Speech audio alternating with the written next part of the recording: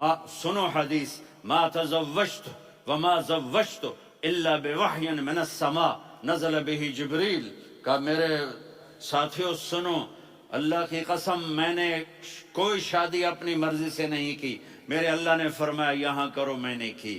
میں نے اپنی بیٹی وہاں دی جہاں میرے اللہ نے فرمایا۔ تو اتنی شادیاں کیوں کی ہیں؟ ہمیں گھر کی زندگی سمجھانے کے لیے۔ میری بات غور سے سنو، دنیا کا سب سے بڑا رشتہ خاوند اور بیوی ہے، سب سے مقدس رشتہ ماں باپ ہے، لیکن سب سے بڑا رشتہ خاوند اور بیوی ہے۔ جب یہ ٹوٹ جاتا ہے تو پوری نسل برباد ہو جاتی ہے۔ اس لیے آپ نے زندگی گزار کے دکھائی۔ آپ گھر میں جھاڑو دے رہے ہیں، آپ آٹا گوندھ رہے ہیں، آپ حضرت عائشہ کو لقمے بنا کے کھلا رہے ہیں، اور حضرت عائشہ کی دلداری کے لیے فرما رہے ہیں، عائشہ سننا حدیث طبرانی کی، عائشہ انہو لیہون علی الموت ان اریتکی زوجتی فی الجنہ۔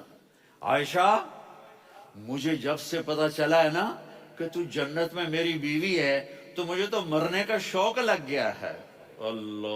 اللہ کی قسم ہمیں سکھانے کے لیے تھا۔ جس نے اللہ کو دیکھ لیا ہو اسے عورت کی کیا خواہش رہ جاتی ہے۔ یہ ہمیں سکھانے کے لیے تھا کہ سب سے زیادہ عزت بیوی اپنے خامند کو دے، خامند اپنی بیوی کو دے۔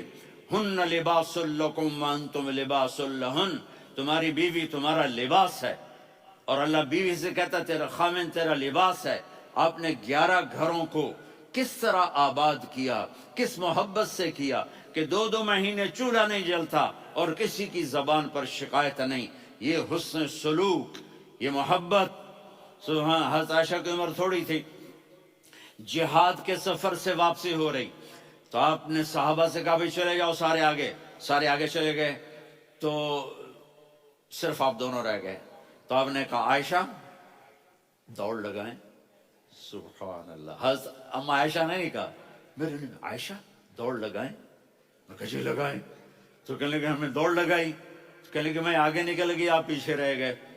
چند سال گزرے تو پھر ہم جہاد کے سفر سے آ رہے تھے، تو آپ نے کہا صحابہ سے جاؤ بھی چلے جاؤ آگے آگے آگے آگے، وہ غائب ہو گئے۔ پھر آپ نے کہا عائشہ دوڑ لگائیں، تو میں نے کہا جی لگائیں۔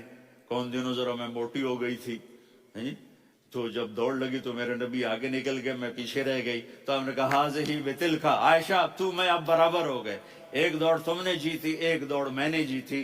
یہ ہمیں گھر کی زندگی سکھانے کے لیے تھا کہ گھر میں بیوی کے ساتھ کیسا ہونا چاہیے۔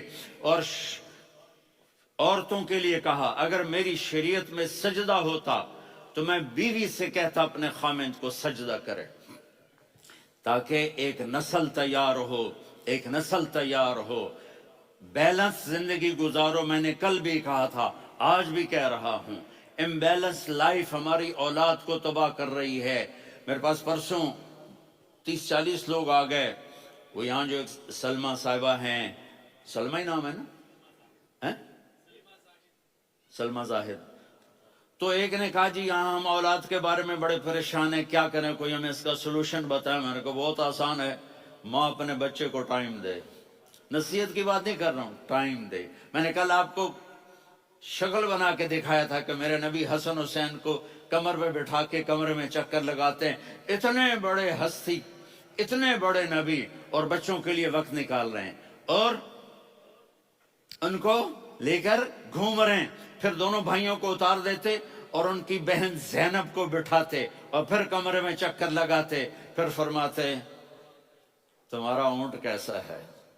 ایک دفعہ آپ سجدے میں گئے، فرض نماز، فرض، اور سجدہ لمبا، اتنا لمبا ہوا کہ صحابہ سمجھے اللہ کے نبی فوت ہو گئے۔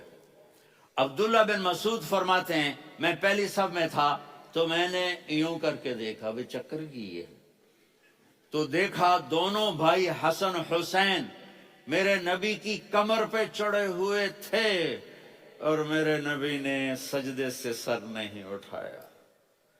یہ کام کرو تو بچے تم سے پیار کریں گے۔ تم کہتے ہو بچے ہم سے